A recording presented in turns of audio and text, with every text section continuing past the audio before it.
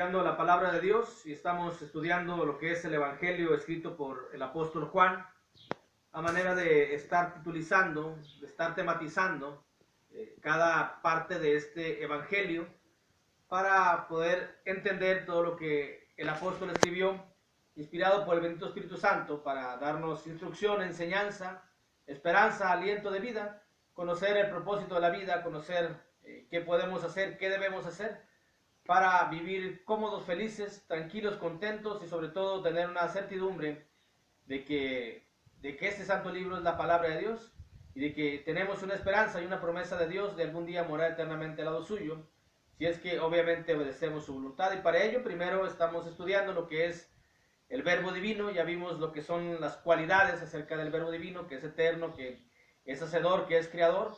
Y también vimos un testimonio acerca de este verbo divino, que obviamente es el Señor Jesucristo.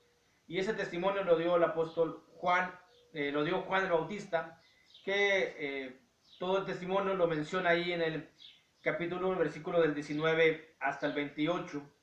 Todo lo que menciona Juan el Bautista acerca del verbo, acerca de Jesucristo.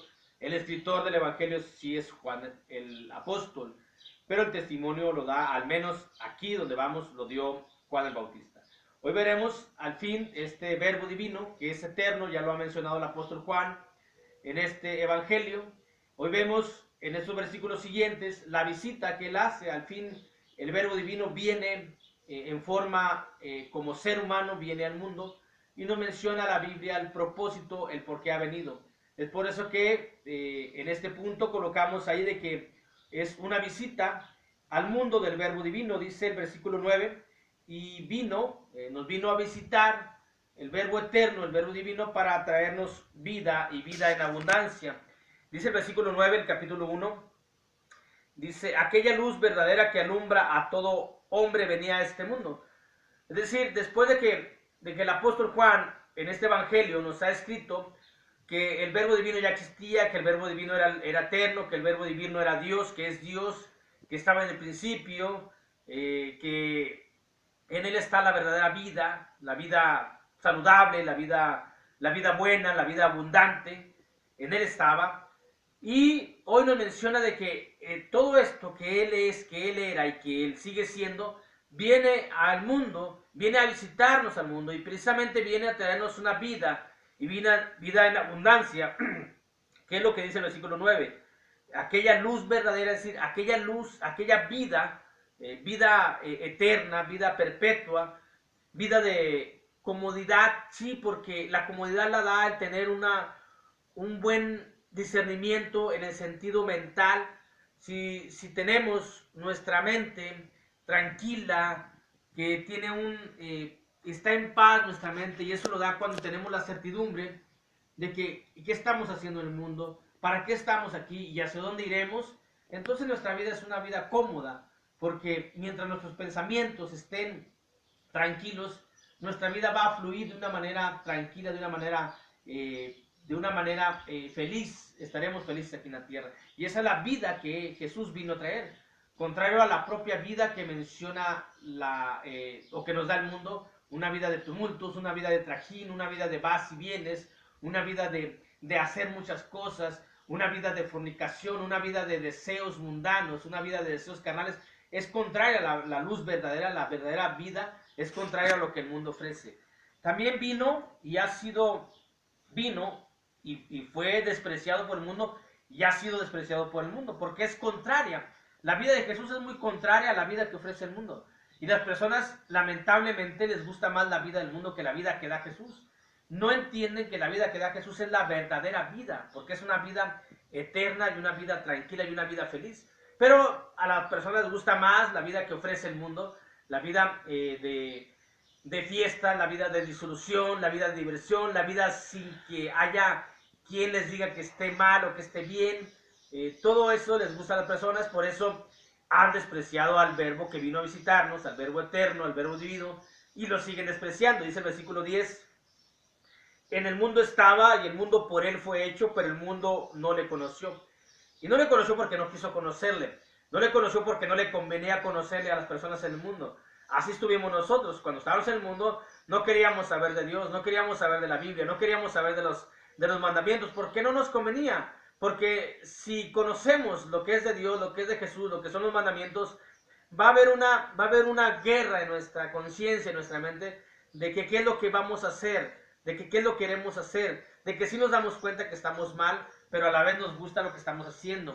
Entonces hay una lucha y no queremos estar así, no queremos que nadie nos diga que lo que estamos haciendo esté mal. Entonces por eso mejor no queremos conocer al Verbo, no queremos conocer su palabra, no queremos conocer sus mandamientos, no queremos conocer su vida porque no es agradable para el mundo. Así estuvimos y así están muchas personas. Por eso en la actualidad siguen despreciando el Verbo divino.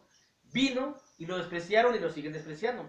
Fue despreciado, dice Isaías 53, fue despreciado por el mundo. Y no nada más por el mundo, sino también fue despreciado por aquel pueblo que él liberó algún día por mano de Moisés. Aquel que era su pueblo, que él liberó, también lo despreciaron.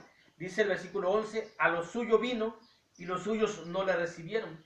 Vino a los suyos, pero los suyos no lo quisieron recibir, no creyeron en él, no confiaron en él.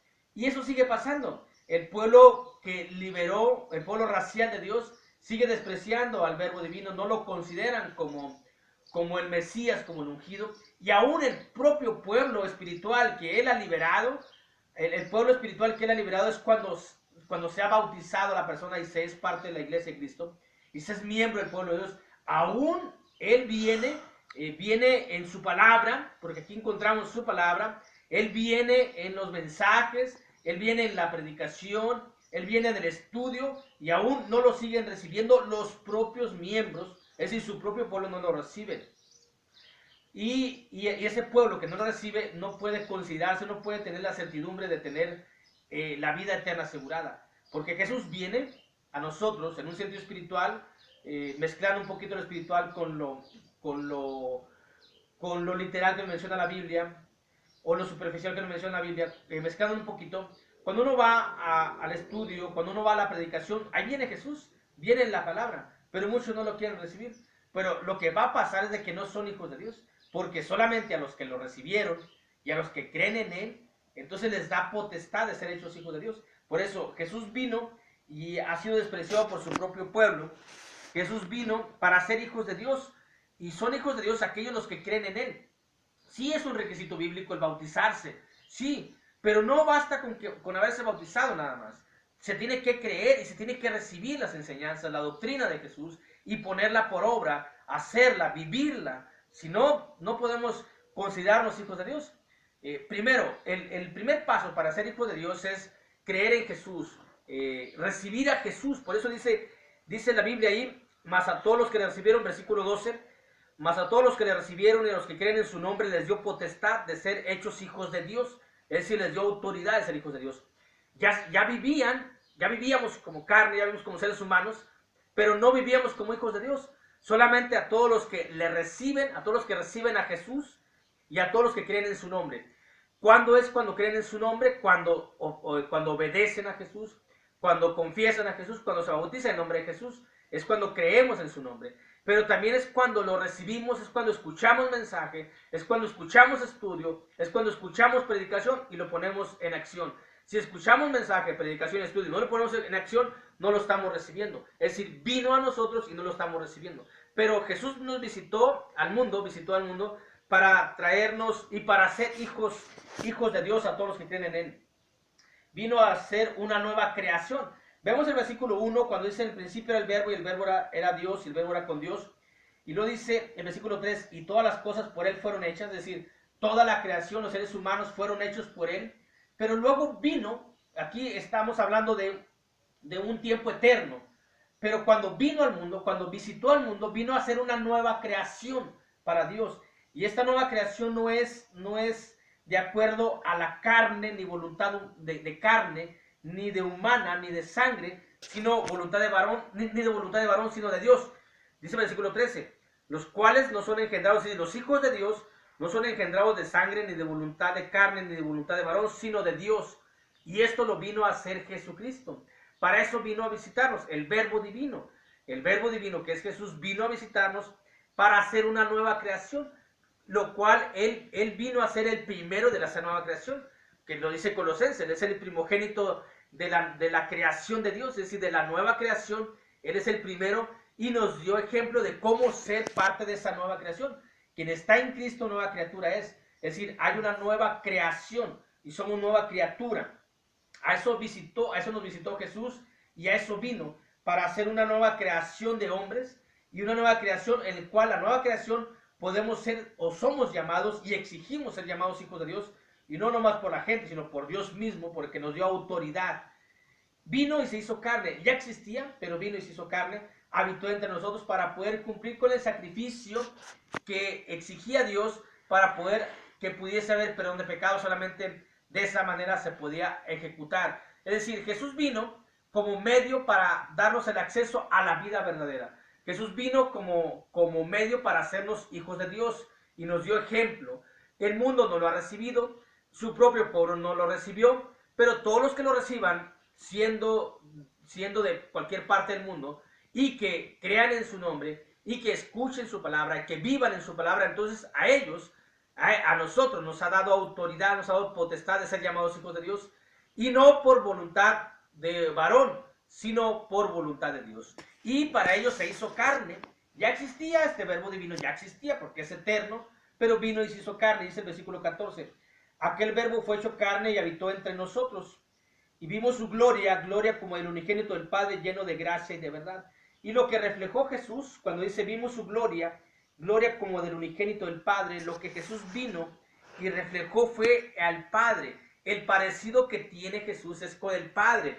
No tiene parecido con nadie más, porque la Biblia no menciona que haya reflejado la gloria de otro ser humano, ni de su madre, ni de sus hermanos, ni de nadie, más que reflejó la gloria del Padre, porque él tiene la semejanza y es igual al Padre eterno. Y no podía reflejar otra gloria más que de quien él es semejanza, porque él a quien se asemeja y a quien es igual es al Padre. Y lo que vino a hacer es traernos y ver la gloria del Padre y no ver la gloria de ningún ser humano que él reflejó. Es decir, el parecido del verbo divino cuando se hizo carne se parecía al lugar donde pertenece, es decir, a la eternidad. Se parece al que está sentado en el trono, es decir, se parece al Padre. Nunca tuvo parecido a ningún ser humano porque no fue engendrado por ser humano alguno, porque no hubo materia humana para engendrarlo, porque él ya existía. Él ya existía, nada más vino, se hizo carne y habitó entre nosotros y vino a traernos la gloria del Padre. Y vivió entre nosotros, por eso allá vemos en Isaías y luego vemos también en Mateo que cuando naciese su nombre debía haberse llamado Emmanuel, que significa Dios con nosotros. Es decir, Dios existente vino y habitó con nosotros. Y esto es lo que nos menciona aquí la Biblia. Esta fue la visita de Jesús, esta es la visita del verbo divino. Visitó para traernos vida, para que todos aquellos que crean en su nombre sean llamados hijos de Dios, y para ello vino y se hizo carne. Dios los bendiga.